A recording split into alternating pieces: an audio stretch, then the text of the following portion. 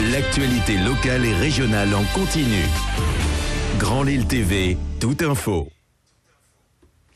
Bonsoir à tous, bienvenue sur Grand Lille TV pour cette nouvelle édition. Tout de suite, 7 minutes pour tout savoir sur l'actualité de votre région. Jean-René Lecerf, le président du conseil départemental du Nord, dans la ligne de mire des syndicats.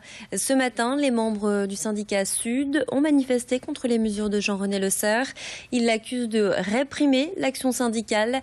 Plusieurs mesures sont pointées du doigt. Tout d'abord, le blocage de la boîte mail des agents, un outil qui leur permet de communiquer entre eux, ou encore la mise à pied de 8 représentants syndicaux pour quelques jours.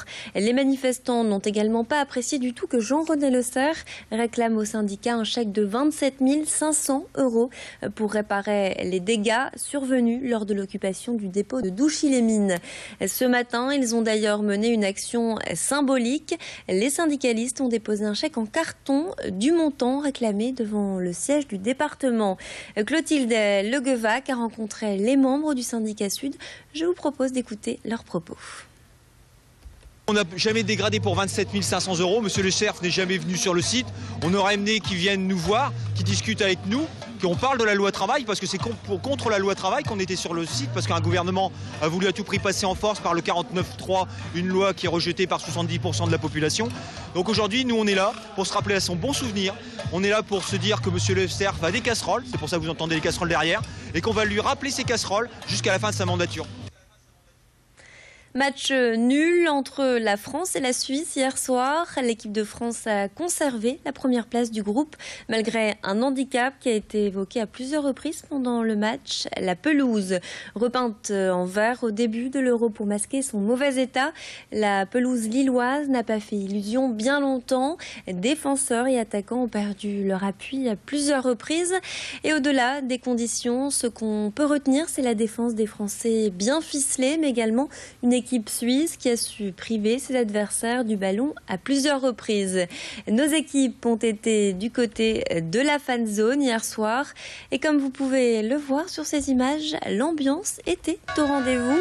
Concert à partir de 18 h, puis coup d'envoi du match à 21 h. 20 000 personnes se sont rassemblées dans une ambiance détendue. Aucun affrontement ou même provocation a été observé entre les Suisses et les Français. L'entente était même très cordiale.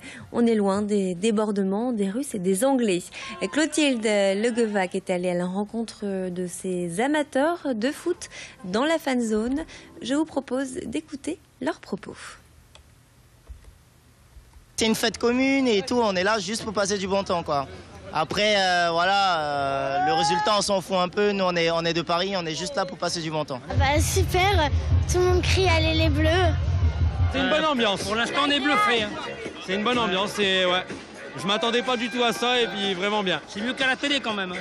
Il y a plus de monde. En plus, le temps est clément ce soir. Donc c'est un grand moment convivial. Assez festive. Il y a la France qui joue ce soir, notre pays. Donc faut être là et représenter notre grande et belle nation. Ça nous fait du bien avec tout ce qui s'est passé ces derniers temps. Là, on retrouve vraiment une bonne ambiance. On fait la fête tous ensemble et puis il n'y a pas de problème, quoi.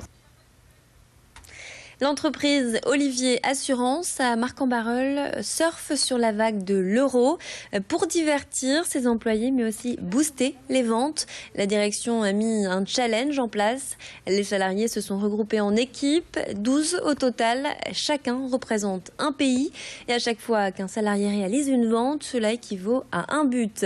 L'objectif, fédérer les équipes et augmenter le chiffre d'affaires par la même occasion.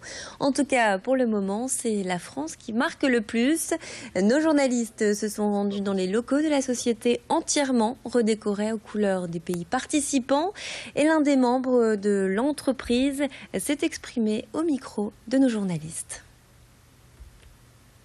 C'est d'amener du fun en interne, c'est toujours de créer du lien avec les collègues, c'est toujours en plus et voilà, et ça fonctionne très bien puisqu'il y a plus de la moitié de la boîte qui participe.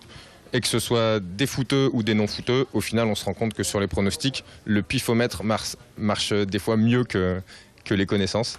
Du coup, c'est marrant, ça crée des petites surprises et des échanges avec des personnes avec qui on n'avait pas forcément encore parlé, à se disant « Ah, ça y est, tu m'as doublé !» Et comment t'as fait? Ah bah j'ai fait un pronostic au pif, et puis du coup c'est bien marrant. Jean-Baptiste Gave est atteint de myopathie du chêne, une maladie génétique qui provoque une dégénérescence progressive de l'organisme. Pourtant, cet handicap lourd n'empêchera pas le jeune homme de 27 ans d'accomplir un Tour de France. Sa motivation, récolter des fonds pour lutter contre sa maladie. Pendant 3 mois, Jean-Baptiste Gave va franchir 80 étapes et parcourir 2000 km en compagnie de quelques amis et de bénévoles qui le suivront en camping. Car son association Roue Libre a récolté 35 000 € pour mener à bien ce projet. On souhaite donc un bon voyage à ce jeune aventurier. C'est la fin de cette édition. Merci de nous avoir suivis. Tout de suite, on fait un point sur votre météo et l'infotrafic sur Grand Lille TV. Restez avec nous.